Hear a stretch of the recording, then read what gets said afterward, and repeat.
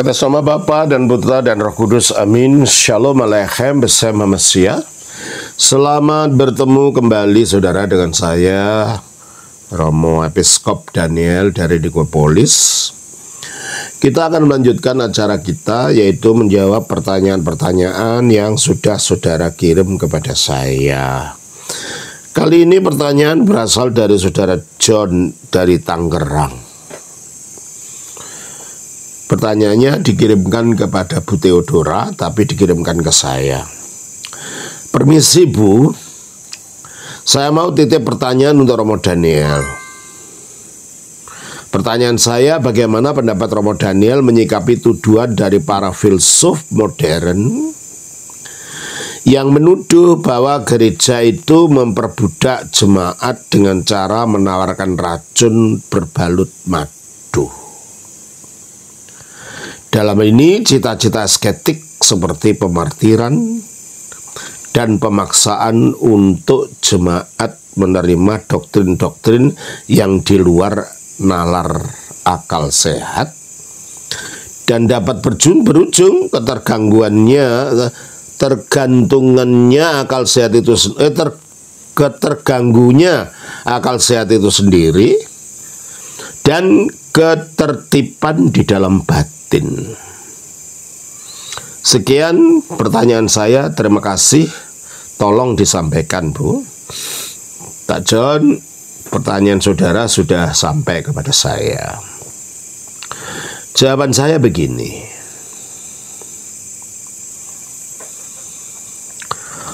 Orang kalau meyakini sesuatu sebagai hal yang penting, rela mengorbankan segala-galanya, sehingga apa yang dianggap penting tadi dapat tercapai. Umpamanya, kalau pada para pahlawan kita waktu itu tidak rela berjuang dan rela mati dalam pertempuran untuk merebut kemerdekaan dari penjajah, tak mungkin kita punya negara Indonesia yang merdeka ini. Demikian juga kalau kita percaya bahwa yang diajarkan di dalam iman Kristen itu adalah kebenaran ilahi, tentunya kita tidak takut juga untuk rela berjuang, untuk rela mengorbankan apapun yang dituntut darinya. Tidak harus itu merupakan suatu sikap memperbudak. Ya kayak pahlawan kita, Bung Tomo mati, ya kan? Banyak pahlawan-pahlawan yang mati. Pangeran Diponegoro mati, ya. Pahlawan Patimura dan banyak pahlawan-pahlawan kita yang mati bukan karena mereka itu diperbudak oleh doktrinnya negara. Siapa yang mendoktrin? Nggak ada. Apakah di waktu itu sudah ada negara Indonesia? Awas kau, kalau kamu tidak ikut berjuang tak tembak kau, kan nggak ada. Itu adalah merupakan rasa bakti mereka, merupakan rasa keyakinan mereka bahwa negara ini layak untuk diperjuangkan. Negara ini layak untuk dibela. Demikian juga kemartiran. Itu bukan doktrin gereja yang kalau kamu nggak jadi martir, kamu nggak masuk surga. Tidak ada begitu.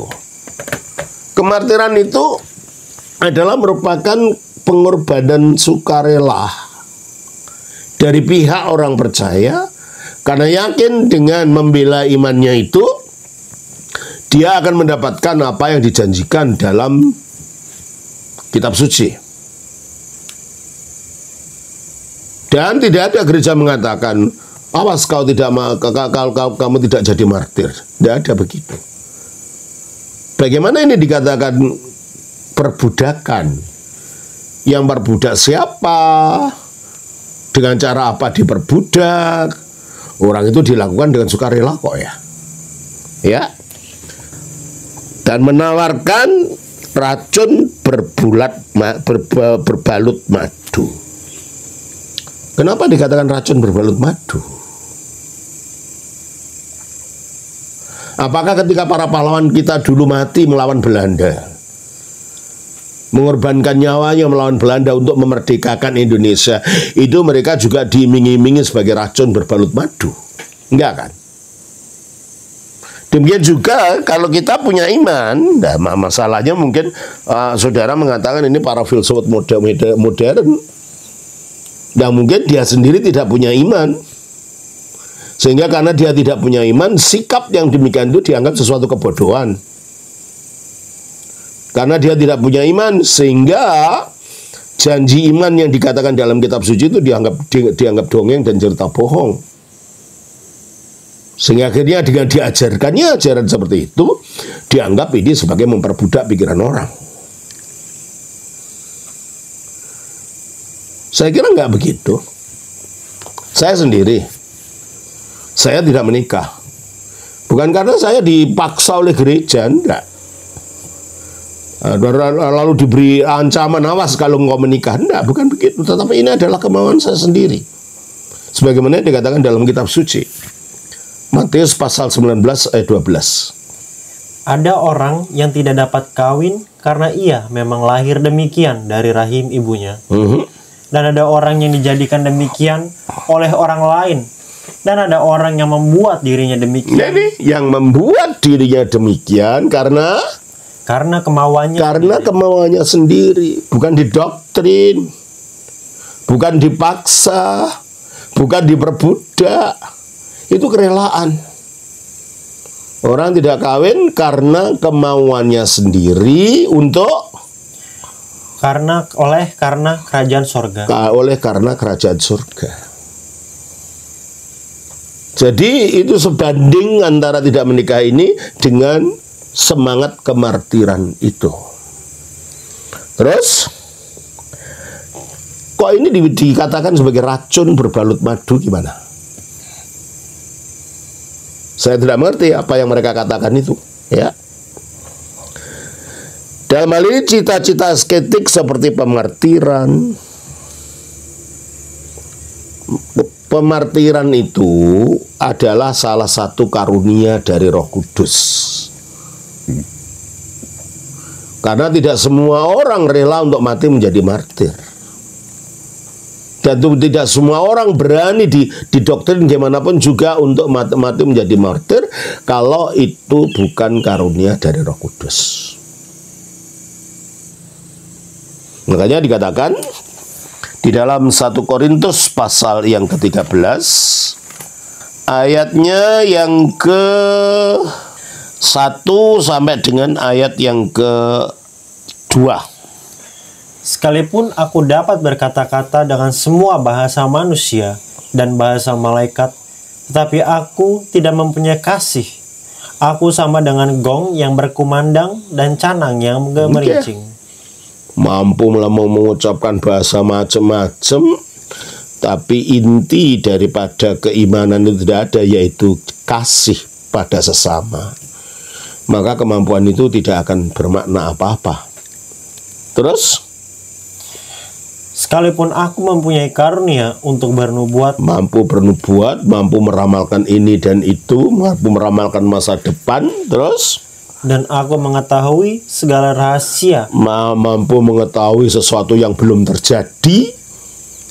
Terus, dan memiliki seluruh pengetahuan, dan memiliki segala pengetahuan rahasia ilahi. Dan sekalipun aku memiliki iman yang sempurna untuk memindahkan gunung, tetapi jika aku tidak mempunyai kasih, aku sama sekali tidak berguna. Memilih kemampuan-kemampuan seperti itu, tapi tanpa ada kasih, nggak ada gunanya. Selanjutnya, dan sekalipun aku membagi-bagikan segala sesuatu yang ada padaku. Oke, kelihatannya kita jadi orang dermawan. Tapi dermawannya itu bukan karena kerelaan, karena kasih. Dermawannya itu untuk dipuji orang.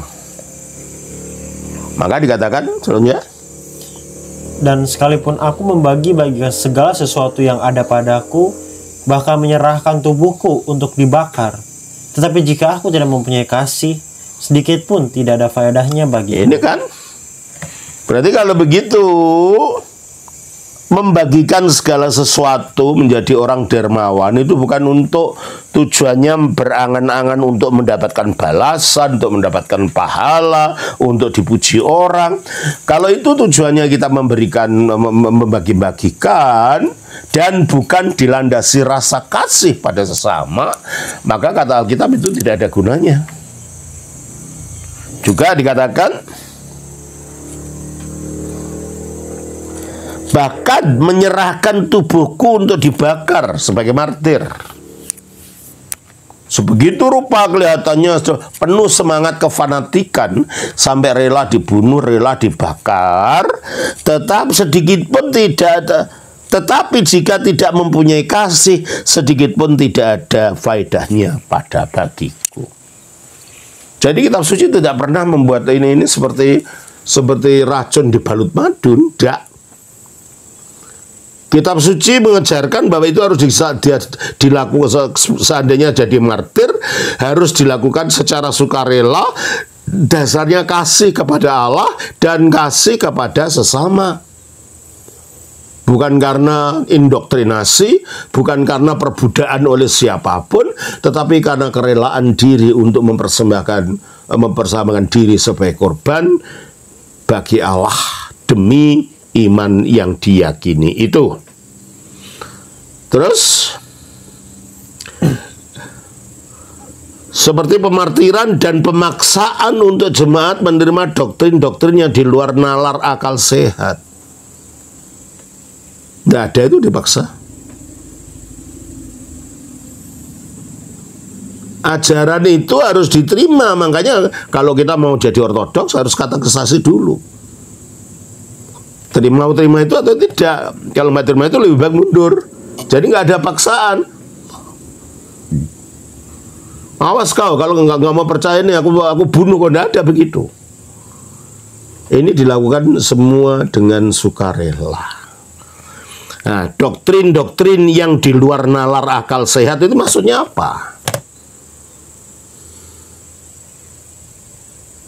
Karena dalam hal kita beriman, kita berbicara tentang sesuatu yang tidak tercipta. Allah, surga, malaikat, neraka. Yang semuanya ini dengan mata jasmani kita belum kita dapat buktikan. Sehingga bagi orang yang pikirannya hanya pikiran nalar duniawi saja, itu dikatakan sebagai doktrin yang tak masuk akal. Ketika nalar duniawi itu berpikir tentang yang tidak tercipta, dia tidak dapat mencapai makna itu. Oh, nggak ada Allah itu. Ya, gampangannya saja lah. Gampangannya saja. Di dalam masyarakat kita Indonesia ini, kebanyakan orang percaya ada makhluk gaib. Ya kan? Kebanyakan orang percaya ada makhluk gaib. Sebagian besar orang tidak mengalami secara langsung. Tapi sebagian besar ada yang mengalami, memang melihat makhluk gaib itu. Ya, mungkin disebut hantu lah, disebut setan lah. Berarti kalau gitu, biarpun itu secara akal tidak dapat dimengerti, ternyata itu ada. Nah, pertanyaannya, kalau makhluk gaib yang rendah derajatnya, yang dinamakan hantu dan lain-lain itu, dan jahat sifatnya itu ada,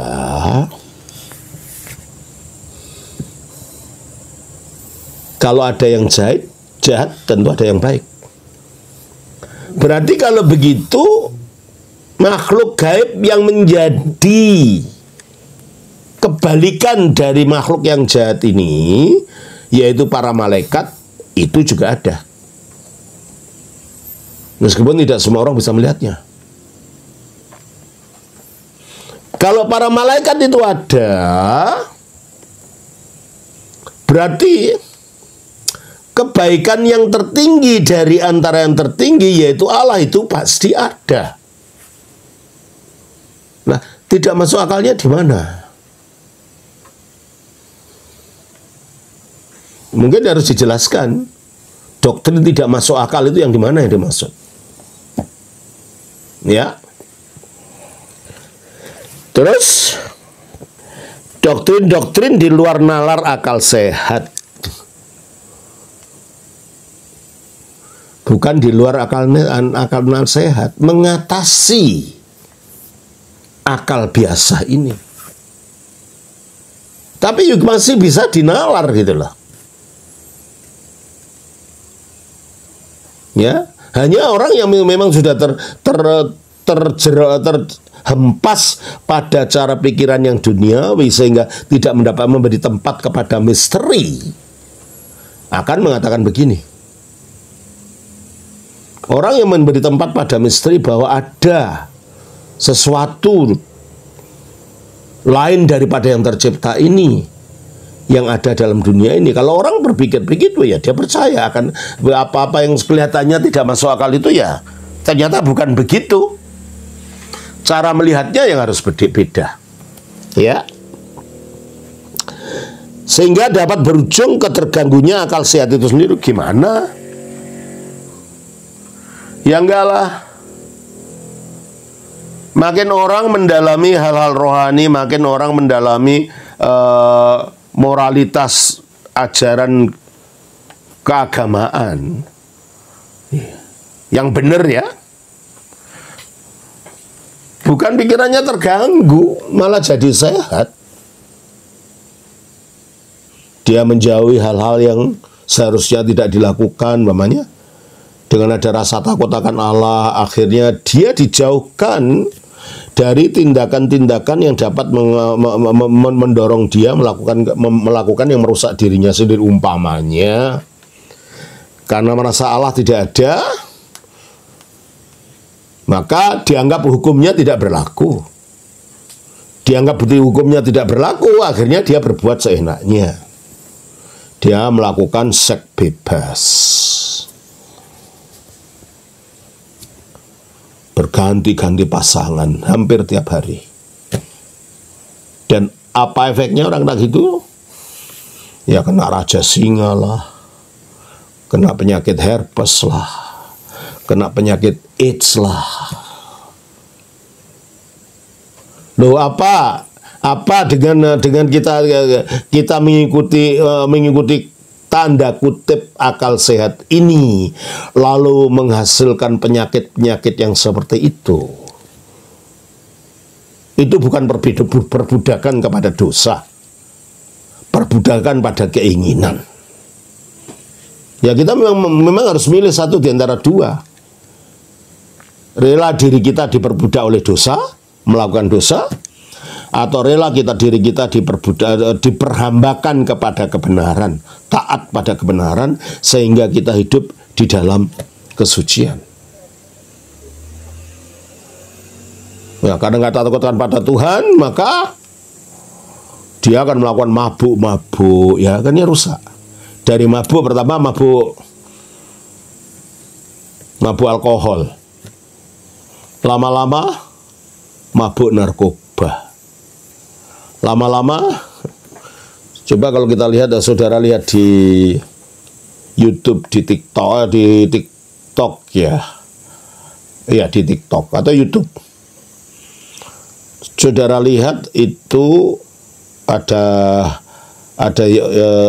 YouTube mengenai bagaimana di kota-kota besar Amerika sekarang banyak orang menjadi seperti zombie. Karena apa? Banyak yang mengkonsumsi narkoba. Loh, apakah itu mereka tidak tambah rusak? Mereka tidak tambah diperbudak? Mereka tidak tambah terganggu akal sehatnya. Iya kan? Kalau orang sudah sakau dan akhirnya terobsesi dengan narkoba itu, pikirannya udah nggak sehat itu. Tapi kalau orang takut akan Tuhan, mereka akan menjauhi yang gitu-gitu tuh, malah sehat, malah tidak akan pernah kena narkoba, tidak akan pernah kena penyakit kelamin yang berbahaya. Ya. Jadi kalau saudara mengatakan ada doktrin yang di luar nalar akal sehat, harus disebutkan apa yang dimaksud itu. Jadi bisa dibahas. Kalau hanya secara umum gini aja lah, gimana? Nah, di luar akal sehatnya mana gitu loh. Ya, terus dan dapat berujung keterganggunya akal sehat itu sendiri. Nah, itu orang yang tidak percaya pada doktrin agama. Akhirnya jadi zombie karena terobsesi dengan narkoba. Apa ini diperbudak oleh gereja? Enggak kan? Dia justru diperbudak oleh hawa nafsunya sendiri. Ya. Dan ketertiban di dalam batin. Orang kena narkoba sudah kayak zombie itu apa batinnya tertib? Ya enggak lah. Ya. Sekian pertanyaan saya. Terima kasih, tolong disampaikan Ibu. Baik, Saudara John, saya kira itu juga yang bisa saya sampaikan. Jadi pendapat yang dikatakan saudara katakan dari filsuf modern itu ya nggak bisa dipertahankan karena faktanya nggak gitu. Ya, saya kira itulah yang dapat saya jawab untuk kali ini. Tuhan memberkati. Shalom. Selamat Bapa, Putra, Roh Kudus. Amin.